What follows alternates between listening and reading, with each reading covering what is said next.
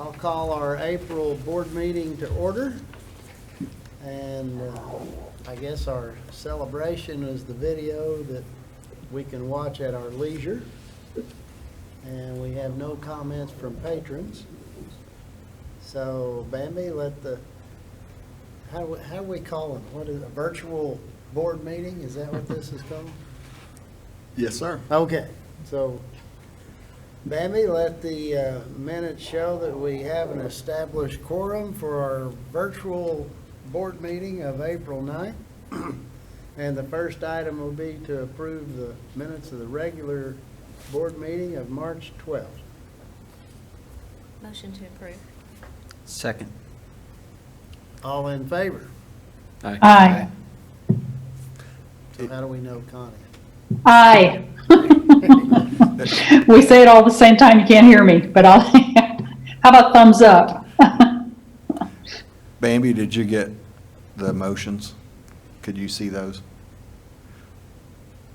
Motion to approve was Audra. I am so sorry, I did not hear those motions. Okay, motion to approve was Audra. Grant was second, and everybody Thank you. approved. Okay. So, y'all speak into your microphone when you make motions. Please, Do what? speak into your microphone. Speak into our microphone. Yes. All right, Mr. Wiggins, we'll go to reports. And we hear from you first. I'm just going to give you an update on things across the district as we are navigating through our COVID-19 school closure. First off, the governor and the commissioner were on Monday in the press conference and announced that schools would be closed for the remainder of the year to on-site instruction, and that we are to continue alternative methods of instruction for the remainder of this school year. So we are, that's what we're doing. And we have communicated with our teachers, with our students, with our parents this week to let them know that we are going through the end of the year as we are going currently. Just to give you some idea of how things are going,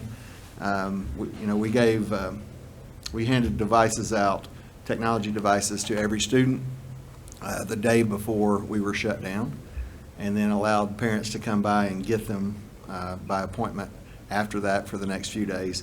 And I was somewhat worried that we would have a large number of students that did not have Wi-Fi access. But we've put some things in place to try to help with that. And across the district, we are running very close to 90% participation. And participation means that students have been engaged with teachers online in some form or fashion, and some of them more so than others. Some of the students are more engaged than others and have been on more often, but have a high of 96% of kids at one building and a low of 64% at one building.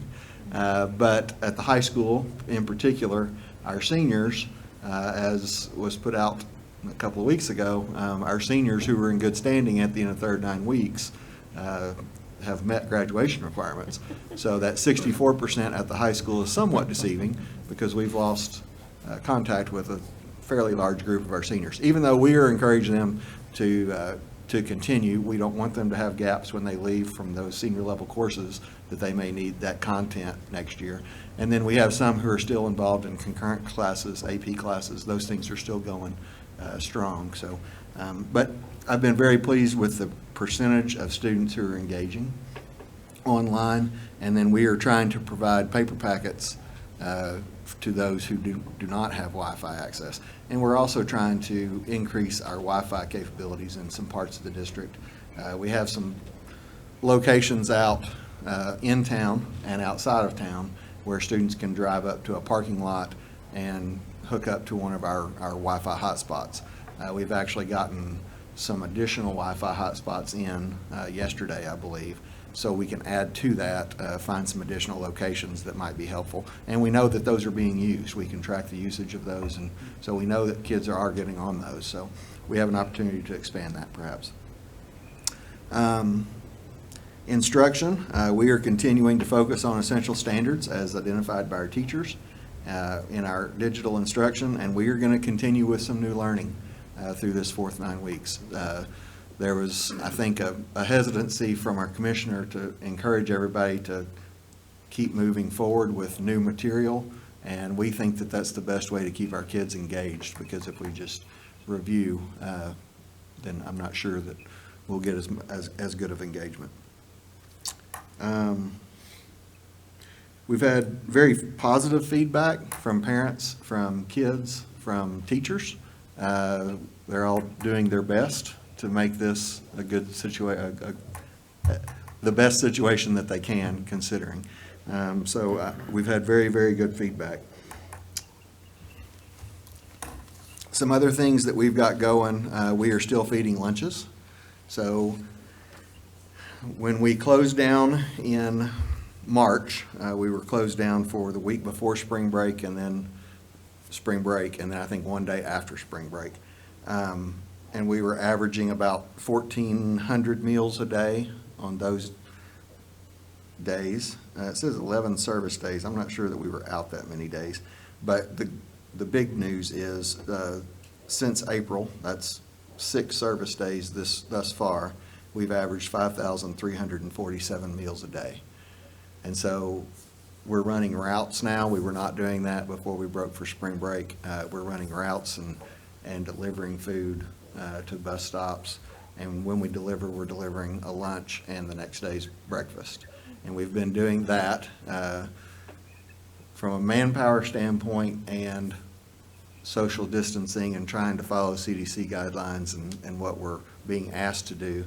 We've decided that next week we're going to try to pull back from delivering 5 days and just do 2 days a week, but double up the meals or triple up the meals.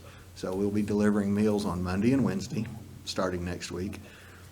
Same process with routes and grab and goes at our buildings.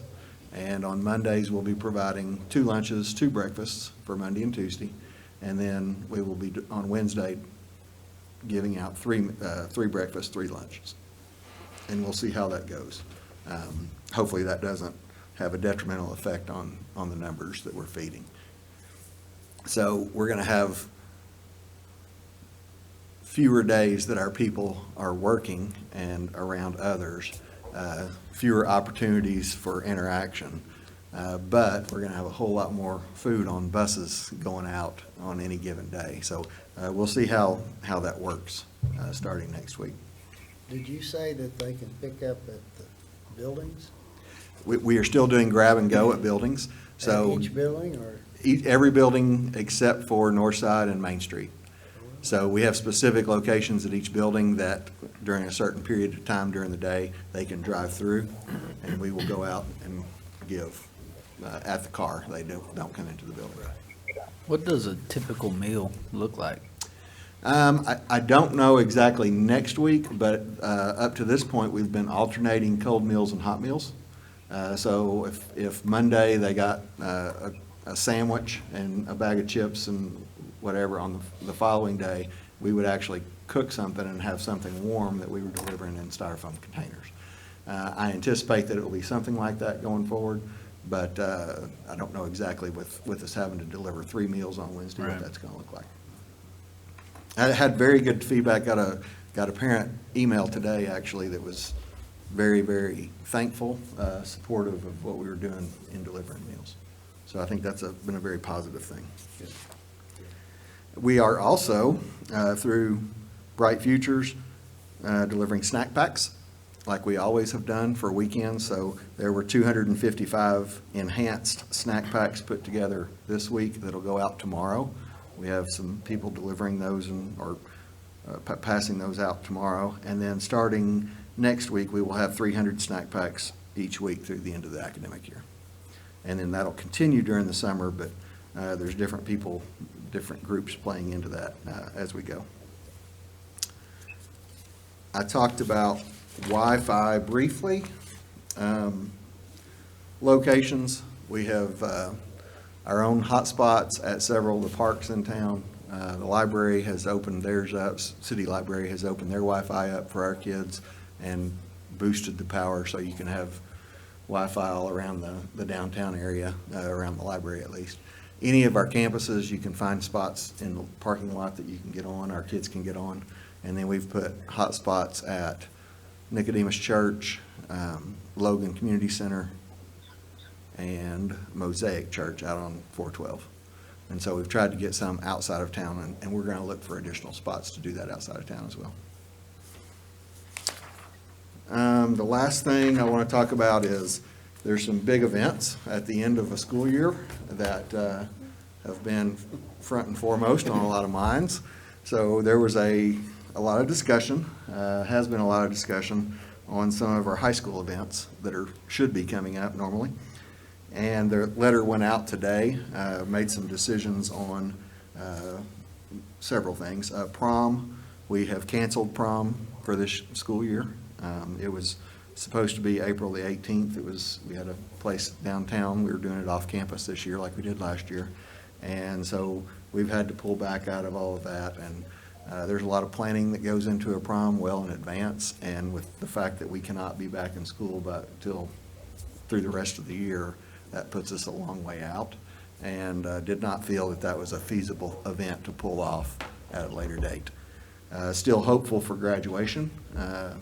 Graduation on the date that it was scheduled has been canceled. The University of Arkansas has canceled all the graduations on their campus, and that affects us because we use their facilities. We can't have an event that large just because we can't have an event larger than 10 people. So we are pushed at least until June 1st because of our own school closure. And the plan right now is to hope to have a physical graduation ceremony sometime in June or July and host it on campus someplace. There's some limitations with that because if on a normal graduation, we would not have near enough seating, even in our stadium. Not half enough seating in our stadium to fit what we normally have at Barnhill Arena. So we will figure out how we're going to do that, and if it's possible, we would like to do that, and so we're keeping that as an opportunity that is out there that we can plan for, hopefully. All other school events, athletics, AAA, Arkansas Athletic Association has shut down all athletics for the rest of the school year, and they will reevaluate June 1st. One other kind of graduation issue is cap and gowns. Most of our kids have paid for cap and gowns, have not gotten them. We have worked with Balfour, which is the supplier for all of those graduation supplies, and we will have a date, May the 6th, Wednesday, May the 6th, that we are setting up a drive-through at the high school for them to come through and get their caps and gowns. And that will allow us with seniors as well. They'll be finished at that point, all of them. And that'll allow us to take up technology. So their technology device at one station, deal with library books, textbooks, charges, all of those things at another station, and then them get the cap and gown at another station. So we will work that out. So I think that I just got through everything I wanted to cover with you. If you have any questions about anything specifically, I would be glad to answer or try to. Yes, sir. On May 6th, you're saying is the senior deal. Send us a reminder on that, and if, depending on what's going on, I'd kind of like to just drive by and see how Okay. it all works, Okay. just because. Yes, yes, sir. And we've had some discussion around possibly even polling that day seniors to see how many of them, if we did have a graduation in June or July, how many of them would actually be at the graduation, that would attend and plan on being there, because we would need to be able to plan in some form or fashion for numbers. And so that would be our best opportunity to get that information probably. And while I'm thinking about it, I have a whole stack of diplomas in my office. I am halfway through signing my name. My fingers are a little sore. But when I finish, I need Brian to sign them, and I need Connie, I believe, to sign them. So we will pass those around.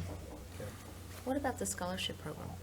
Scholarship program, that's a great question. I did not have that in here, and I should have. We had discussions about that yesterday afternoon, and we are looking at possibly doing something in a virtual environment on that with some type of online telecast where we present those. Don't know exactly what that looks like yet because we just started having conversations yesterday, but I've asked high school administration and Amber Carter to start trying to put a plan together for doing that. Good. I'd like to say a couple things. Well done to you and your staff. I know you guys, it's been crazy and see what you've done with the technology and the learning, and to hear the percentage is wonderful. I love to hear that. And then where I live, I've seen a couple things. We live right by the library. We go out on walks. We've seen some families sitting at a bench where their kids are doing their homework, Right. which is awesome to see. And then also I've seen the bus. There's a bus stop. One of the girls next to us, she's been getting her, whatever meal every day, and they've been very appreciative. Right. Talk to them, over the fence or whatever. But just great job on all of that. I just think it's been wonderful. And then would also like to recognize our pseudo teachers out there, all the parents. I mean, Absolutely. I know it's been hard and difficult, just not knowing anything, what's coming up, and I think it sounds like, at least parents are making an effort, and things that I've heard, is just that they're doing what they can. And, Right. and I know our teachers, I know one of our teachers very well, and she's very appreciative of the parents that she's got, and has really, it's been a better experience than she thought, so. Right. And kudos to those students. I know, You know, yes, good for them, yeah. Well, staying dedicated. I put a video out on the website and our Facebook page this week specifically to parents and students, and celebrated them for the fact that they've been very patient with us as we learned how to bridge that digital divide very quickly.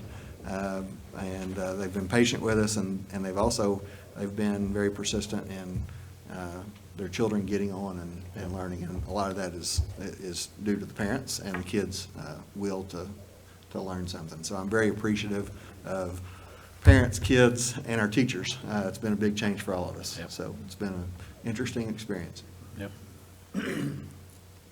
That concludes my report. All right. And we are not going to have a report from Amy or Shane this month. Okay, so that takes us to action items. It does. So is Terry going to chime in on the financials? Terry is going to. Yes, I can chime in very quickly. We are 75% of the way through our school year, and I'm happy to report that we've collected 76% of our revenue, which is good. It's up 2% from last year. Expenses are even at 64% where we were last year. As we flip through the report, if you look to the first graph, we still are ahead of where we were this time last year by about $140,000. So we've actually collected more than we had at this time last year, which is great. Continuing on to the next graph for salaries and benefits. This month, 84% of our entire expenditures this month was spent on salary and benefits. And that's all I have for tonight. Thank you. What has the impact been on the revenue and expenditures with the closure?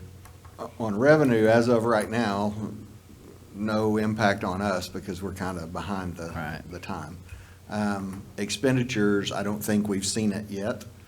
We will have some decrease in expenditures for things like utilities, gas expenses, athletic expenses. Substitute teachers expense will go down. So I think over the next 3 months or 2 months, you'll start seeing some of those, and we'll have some savings.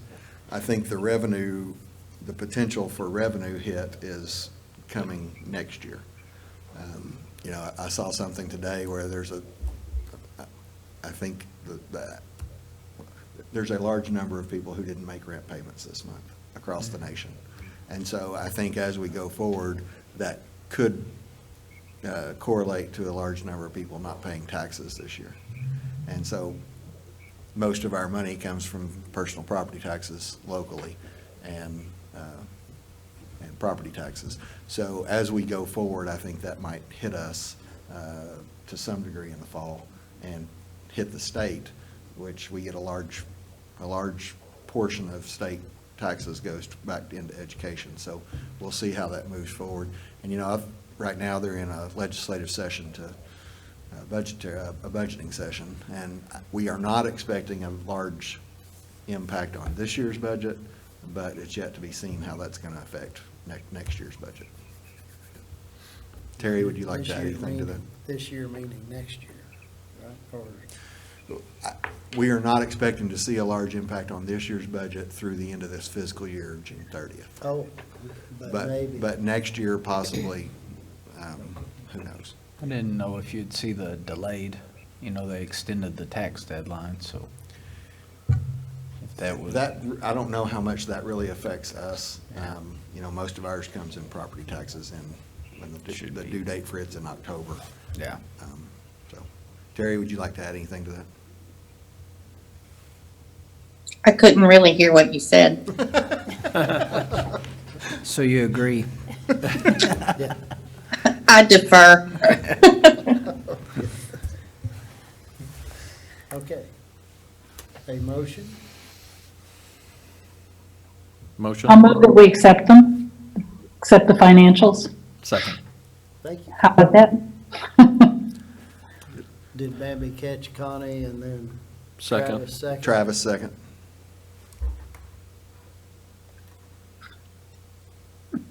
Is she there? We don't. She's muted. She's good. Oh, okay. She All in gave a thumbs favor? up. Aye. Aye. Opposed?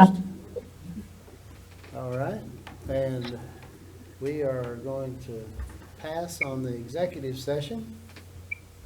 So next up is renewal of certified personnel contracts for 2021. Okay, you have a section in your packet for rehiring our certified personnel, and it begins with a list of an Excel spreadsheet of 322 positions, and then letters backing that up from all the supervisors saying, recommending that we hire all of their certified in their buildings or their departments. All of those people in those letters are contained in that Excel spreadsheet. So I would like to recommend that we rehire the people listed here for next school year as certified staff. And I would like to celebrate this group of people, very dedicated. We have a fantastic group of teachers, administrators, and they are dedicated to our kids, and that has been proven out over and over again as we've gone through this crisis, and the things that I've seen in virtual meetings about how our teachers are truly concerned about our kids and about how to continue learning even in this difficult time. So I have a great appreciation for our staff. So I would recommend that you rehire this group. Motion to rehire staff listed out in the document. Second. That was Travis first, Audra second. Quick question. Yes, sir. Evaluations, were they all completed before all this happened? Evaluations, amazingly enough, were due on the day that I believe we dismissed school. And so we have gotten all of the evaluations in and everything is good. All in favor? Aye. Aye. Opposed? No. Let's see, I've lost my place. Resignations. We have two resignations tonight. We have Carrie Griffith, who has been a special ed teacher for us at Southside for a number of years, and Cassie Melcher, 7th grade language arts, and I would recommend that we accept those resignations. Motion to accept resignations. Second. First by Grant, second by Travis. All in favor?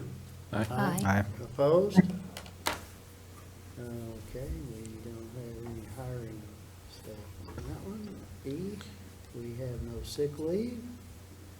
Student transfers. Okay, we have 3 students who would like to transfer into the Siloam Springs School District from the Gentry School District. Abigail Waits, age 5, Jensen Fuller, age 3, and Christopher Mendez, age 6. I recommend that we accept these transfers. So moved. Second. That was Audra first, Travis second. All in favor? Aye. Aye. Opposed? All right. Have any out? We have no transfers out at this time. And that brings us to other business. Other business. I have a resolution in your packet, and I'm going to read this. I've talked to our attorney, and with the guidance that we've gotten from the Department of Education and the governor, we have been asked to continue current employment, even though we are closed down through the end of the year, that we continue employment of our staff. And so this resolution speaks to that, and I want to assure you that our teachers, administrators are working as much or not, or possibly more, currently trying to keep up with kids and assignments than they do in a normal situation. Our transportation and food service have been doing a fantastic job feeding our kids and getting meals out. Maintenance custodial continue to work, and our instructional non-certified staff are helping us in a variety of ways, especially delivering food on those buses. So we have tried to keep everyone working, and also being cognizant of special situations due to family members, aged family members, or health conditions, or pregnancy, to try to keep our employees safe as well as we're trying to navigate through this.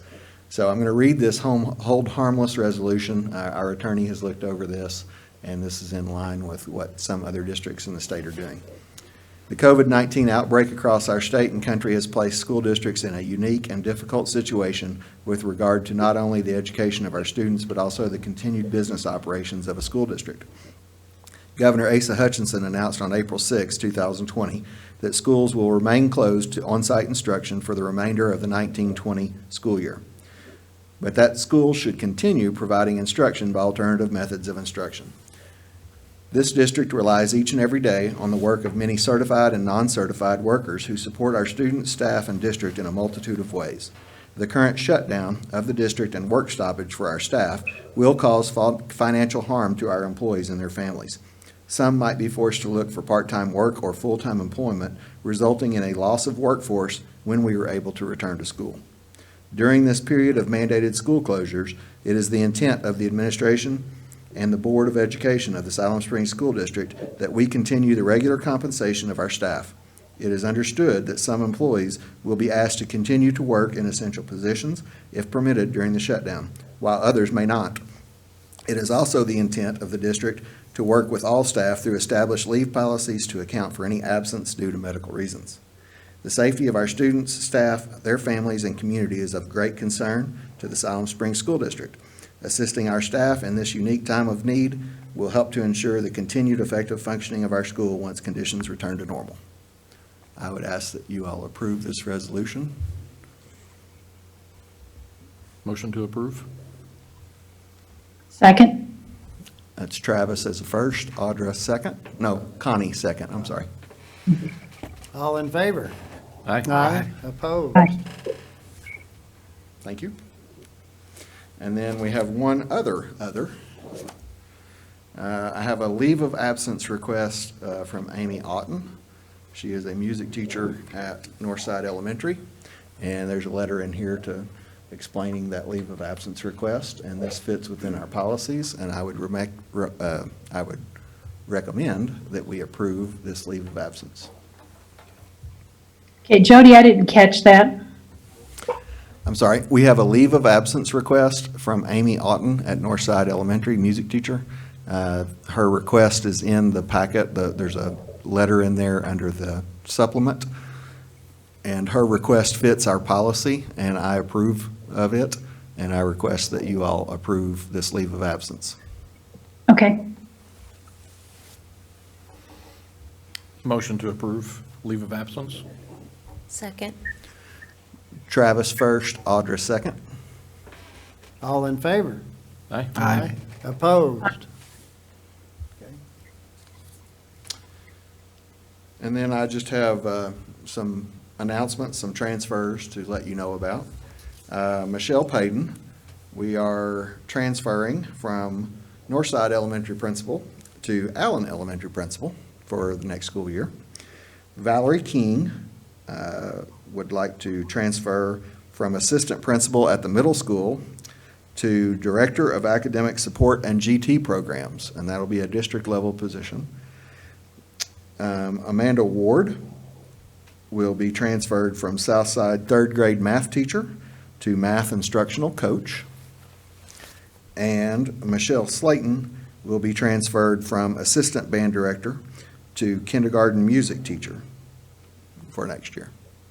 So that's 4 transfers that those are not votable items or approvable items or actionable items, but I just needed to let you know about those things and get them in the minutes.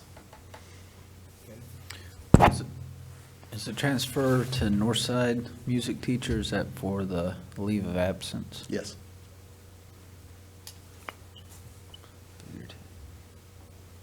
Any other business? No, sir.